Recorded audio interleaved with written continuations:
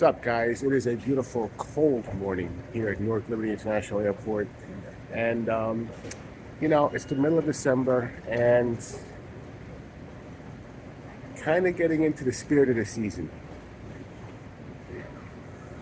So, as you might imagine, over the years, I'd heard a lot about Spirit Airlines. Some good, mostly bad. It seems as if Spirit is one of those airlines that people either love or hate, though it seems to be mostly hate. So, of course, curious cat that I am, I had to go and see what all the hubbub was about. And it was on this day in mid-December that I decided to get my fill of holiday spirit. See what I did there? Yeah, I'm full of it, all right. I was through security in like less than 2 minutes. Go TSA pre-check, all right. The airport's kind of a little bit busy, but not too bad. It's still early in the morning, so I got plenty of time. My flight doesn't leave till 7:30. So I'm gonna go find out the gate and, more importantly, coffee. Oh, Starbucks. We'll see. We'll see. After a futile search for the Spirit Lounge,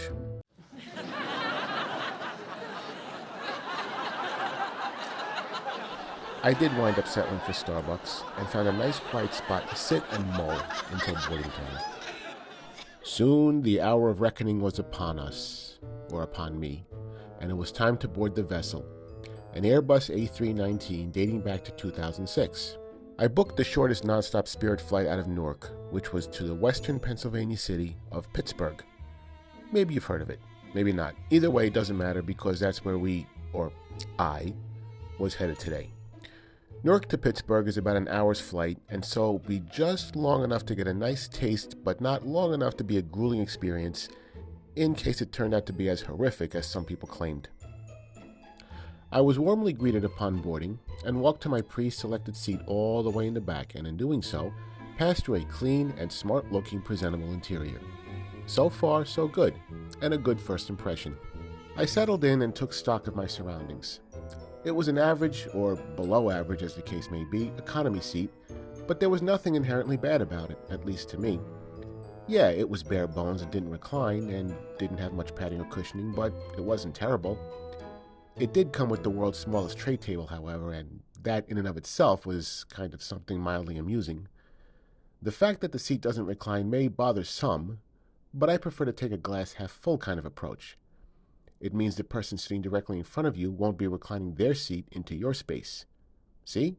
Always look on the bright side of, well, everything really. I selected a seat in the back because I kind of wanted the full Spirit experience of being crammed into a cramped seat all the way in the back. That plan backfired as it turned out. I had the whole row to myself. I guess I could have sat in the middle seat anyway and just pretended I was sandwiched in between two uncouth souls. But I didn't. Instead, I tried to make the most of it and begrudgingly stared out the window and stretched out a bit. The sacrifices I make.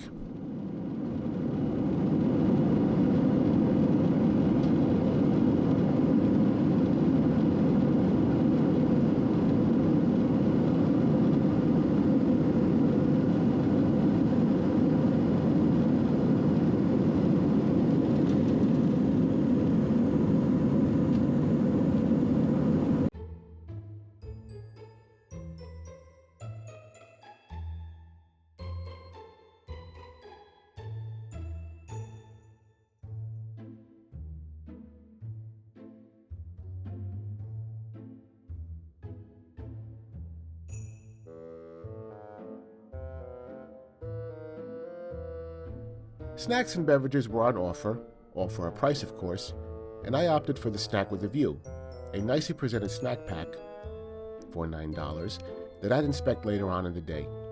Of course, in keeping with the spirit, see what I did there again, of flight reviews, I had to do what some YouTubers refer to as a Lou review.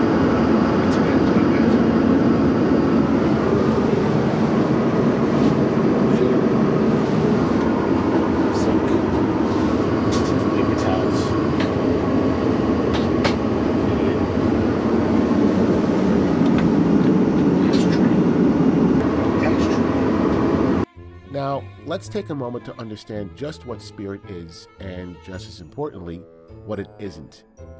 The Spirit Airlines name started in 1992 and has since expanded and evolved into what it is today, an ultra-low-cost airline that literally sells everything a la carte, meaning that the ticket for your seat pays for just that, the seat. It includes literally nothing else. Everything else is offered as add-ons. They charge for luggage, both carry-on and checked. They charge for snacks and drinks. They charge for seat selection, priority boarding. They even charge for printing your boarding pass. The end result is, if you choose even one or two of these add-ons, that a fare may or may not be much lower than a standard airline, and may even be a little bit more, depending on the route, time of year, destination, and so forth. Still, Spirit remains a popular choice among the budget-conscious because they make no bones about what they offer, a no-frills experience at a low or at least reasonable fare. Now, what is Spirit Airlines not? They are not a full-service airline, at all. They offer no perks whatsoever to the average traveler.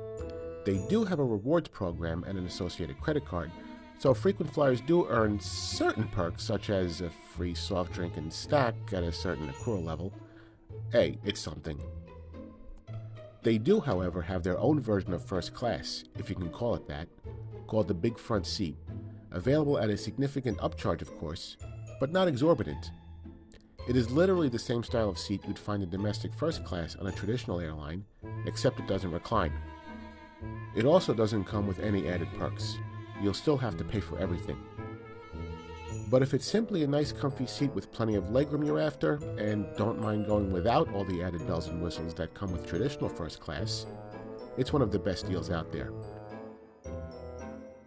It's all about expectations. If you go into this thing expecting to be pampered or even to carry on your own carry-on for free, you're going to be disappointed. If you're simply looking to get from A to B at a low cost, you'll likely be fine with it. I know that's not going to be the case on every single flight, but hey, I'll take what I can get. Now, I also know that Spirit has developed some notoriety for delays, cancellations, poor customer service, unruly passengers, complete with videos of various incidents over the years. And while these things have happened on Spirit, guess what? They've happened and continue to happen on the legacy carriers and the big dogs as well. Weather is the great equalizer when it comes to delays and cancellations, and no airline is immune to them. And the association of Spirit with surly employees and uncouth passengers is kind of unfair as well. Like I said, no airline is immune to those issues either, and all the employees I interacted with on this flight were professional and courteous. The passengers, like I would assume on most other flights, were just trying to get to their destinations. Mostly an assortment of solo travelers and some companion travelers. The tone of the crowd is also heavily dependent on the destination. If the destination is a party atmosphere like Las Vegas or Miami, the passengers are likely to be a lively bunch, no matter the airline. The same goes for a family-oriented destination like Orlando. The plane will be filled with young children and families. That's just the way the cookie crumbles. The one thing I will say that may put Spirit at a disadvantage over the big guys like Delta and United is that, with a much smaller footprint and fewer resources, they may have a tougher time getting you back on track in the wake of any delays, cancellations, or missed connections. I have no empirical data to back me up, so don't attack me. But maybe a tip here would be to avoid connections and try to seek non-stop flights from your origin and destination if they're available. The end of the Spirit brand looks to be nigh, however, being that JetBlue is set to purchase the airline and merge it into their own by 2025. We'll see how that goes. But back to the present. We floated above the clouds for a good spell, then dipped below them to begin our initial descent into the Pittsburgh area. So it was time for me to put up my tray table and bring my seat back to the... Yeah, I know, I got jokes.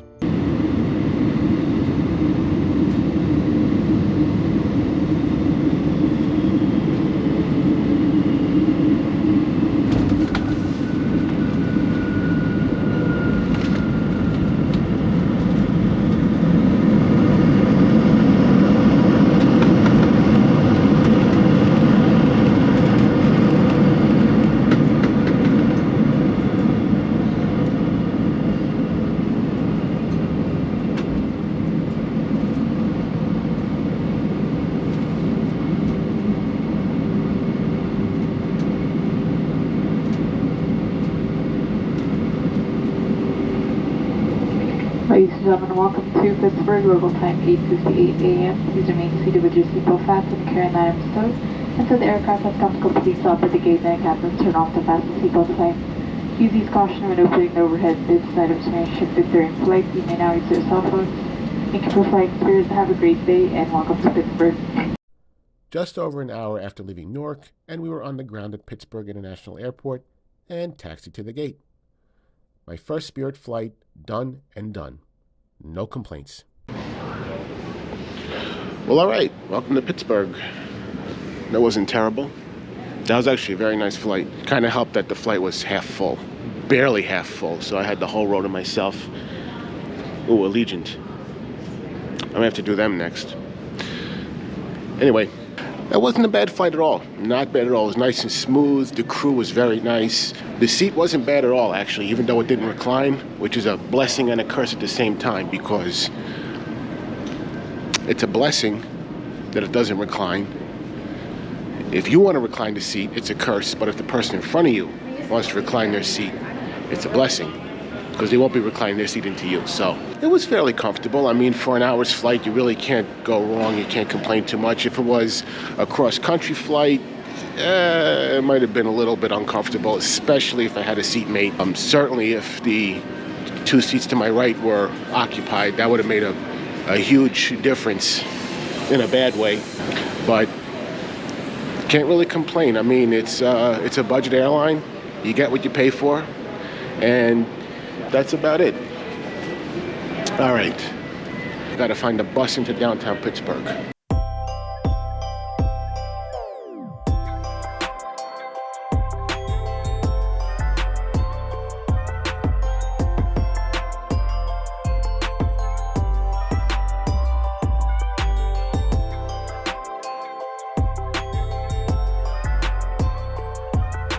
I didn't know we had to take a train.